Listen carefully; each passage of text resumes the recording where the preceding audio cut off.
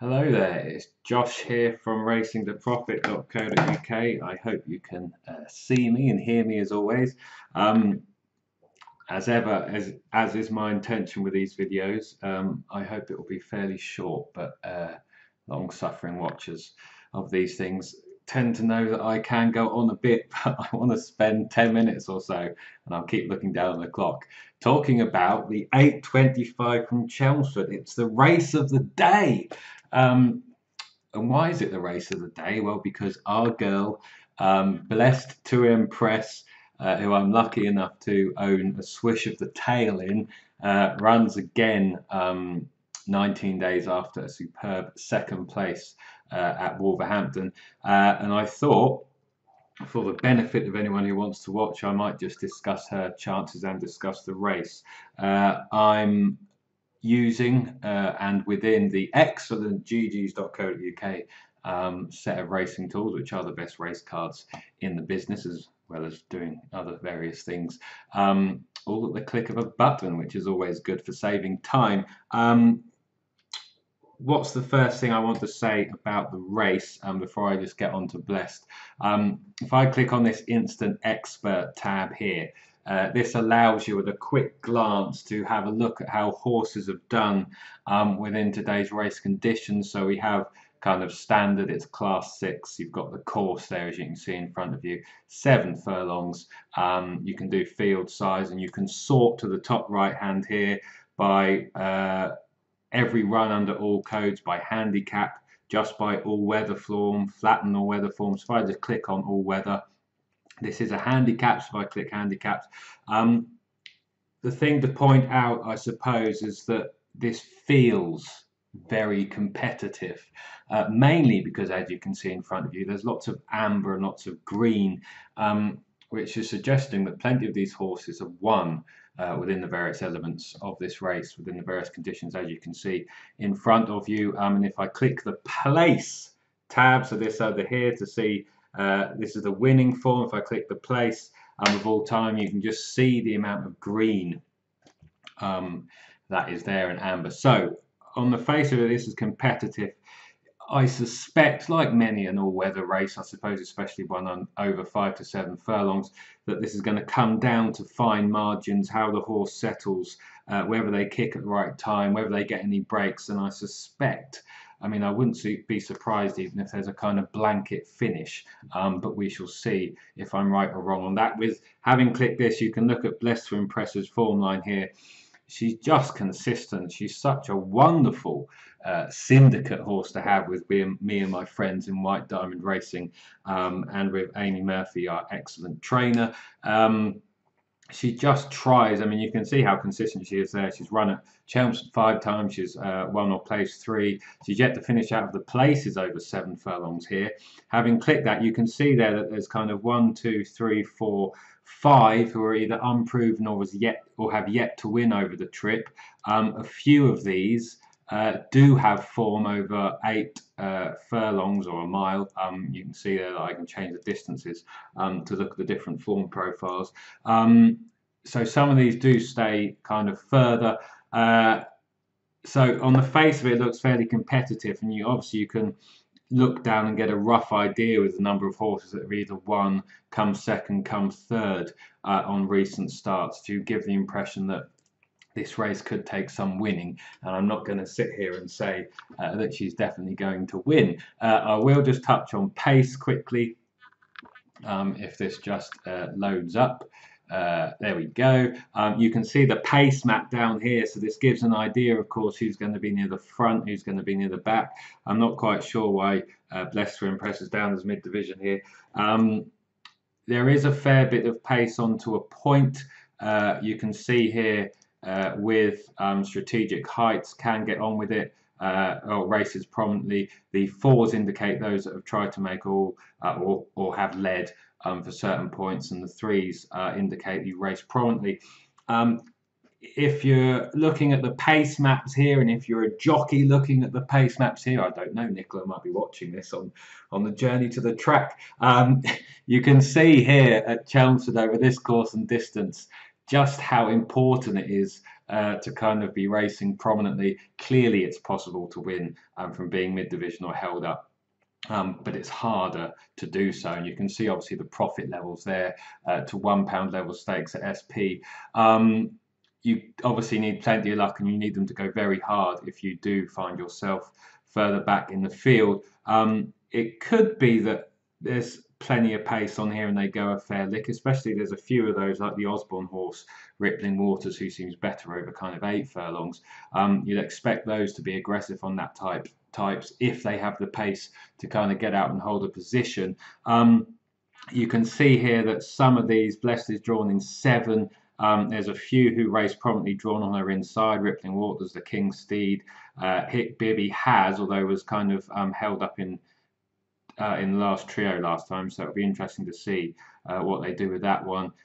Hit the Beat is drawn on the inside and can go forward. The Little Engine can be up there also. So you get the idea. Now, ideally, round Chelmsford, I mean, I don't have stats to hand, but kind of from watching the odd race at the track, the all-weather isn't something I dive into too often, other than when Blessed is running. It's not great to be on the inside rail.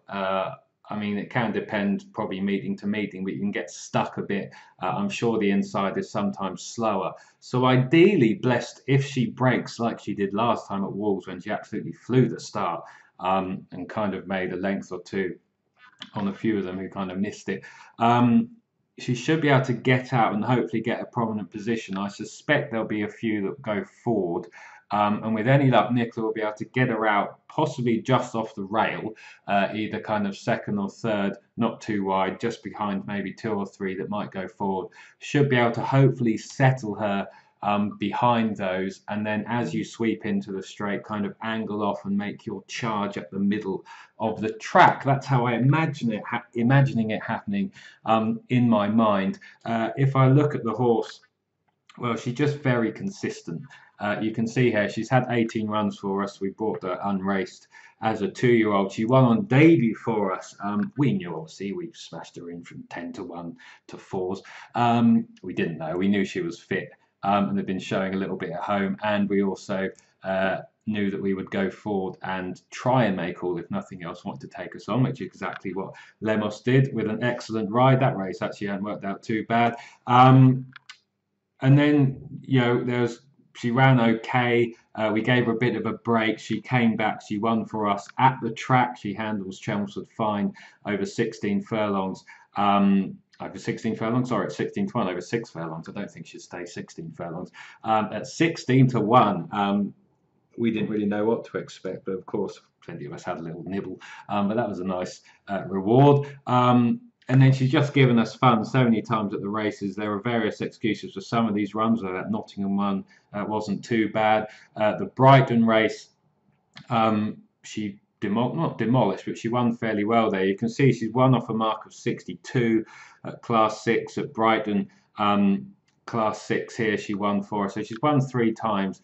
She's placed a further 4 times, and it's just a wonderful, wonderful fun horse to have for us as a syndicate, because she always tries her best, and most of the time we're pretty confident we're going to get a good run from her. You can see there that her form in handicaps, 1 from 9, 5 places on the all-weather. She's been running as if she's wanted 7 furlongs. Stamina hasn't been finding her out on the last 3 runs. She ran well at Lingfield.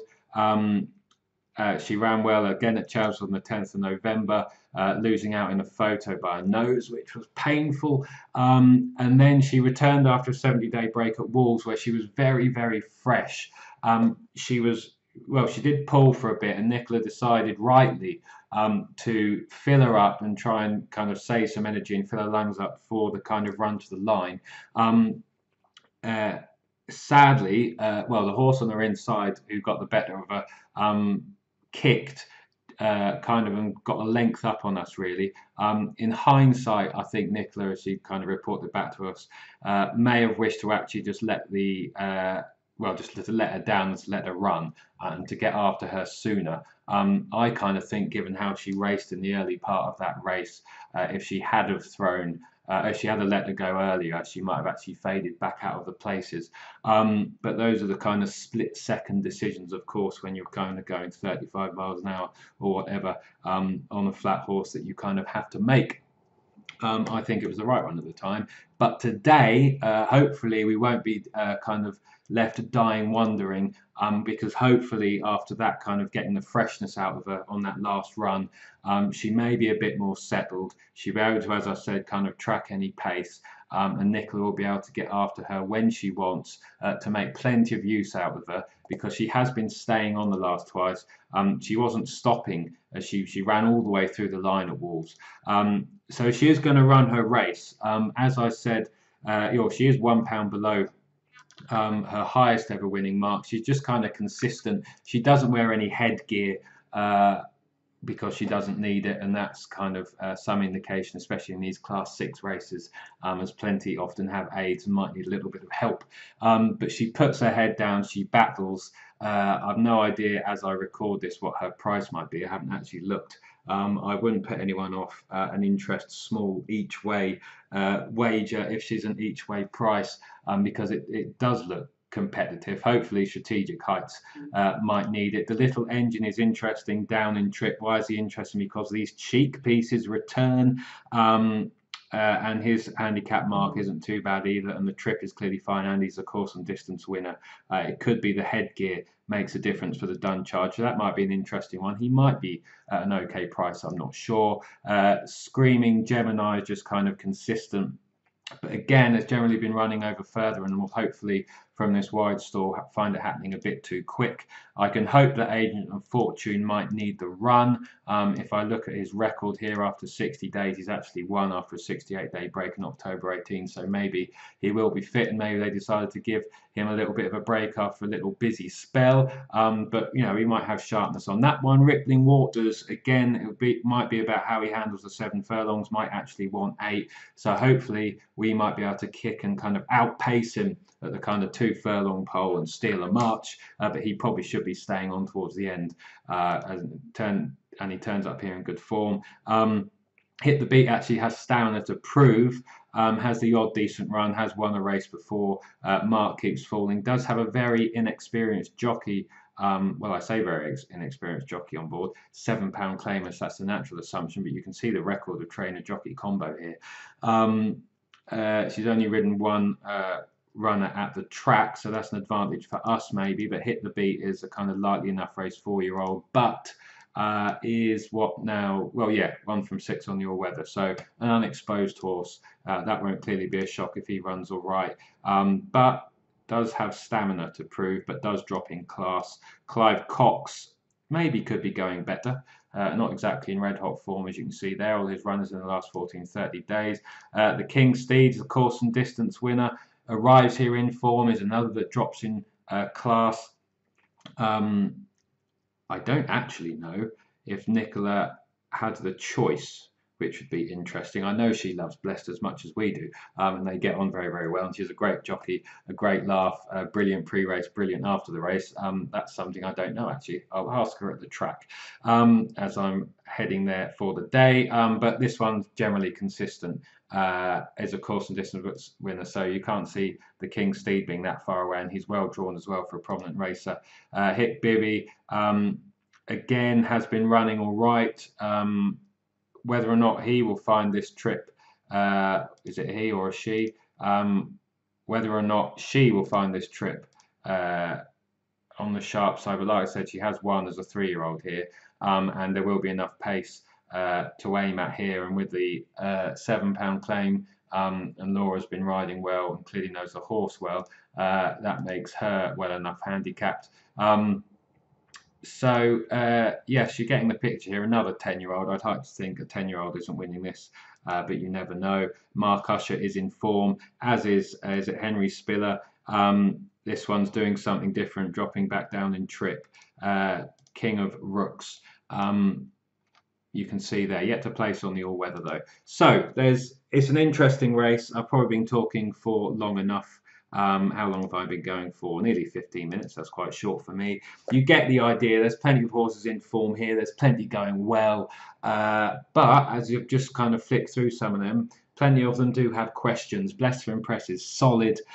She arrives here in form. She likes the track. I expect her. She's just found a level of consistency. She's matured mentally as much as anything over the kind of last 3 to 6 months. She is kind of much calmer in herself in general, and she will touch wood run her race, but as long as she comes back safe and sound, that's the main thing. And me and fellow syndicate members there, and I suspect the trainer as well, will have some fun pre-race and post-race, whatever the result, as long as she comes back safe. But she will run her race. Hopefully she's a nice kind of each way price. But we'll have some fun for our money, and hopefully her little bit of speed over 7 furlongs at the right point around this track, if she can break and settle behind any leaders and get a good position just off the rail, will be ideal. She's top on the GG speed ratings here, which is never a bad thing. So fingers crossed. But yes, I will say thanks for watching. Hopefully that's given you a rough idea of the race. It's competitive, fair, not one to go mad on. Of course, us owners sometimes tend to do it trackside, especially after a few bubbles, mentioning no names. So that's that. This is Josh saying, I hope you found that useful, maybe slightly entertaining in places. And this is Josh saying, yeah, thanks for watching. Come on, Blessed. And until the next time, I'll see you soon.